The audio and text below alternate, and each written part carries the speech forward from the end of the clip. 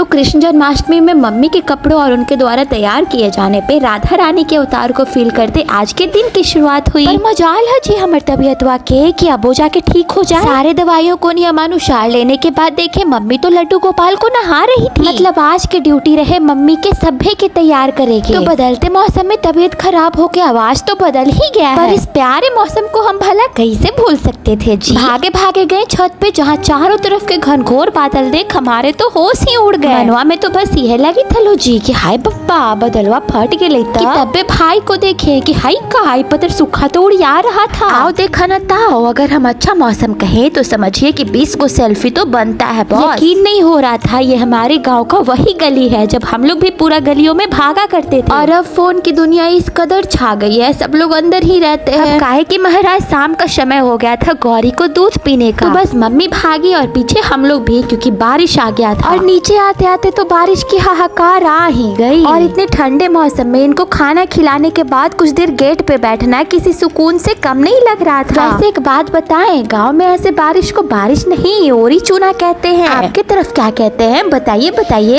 तो किनके तरफ आज बारिश हुई है कमेंट करिए। और हाँ इस खांसी को दूर करने का जरूर अच्छा सा दवाई कमेंट करिएगा।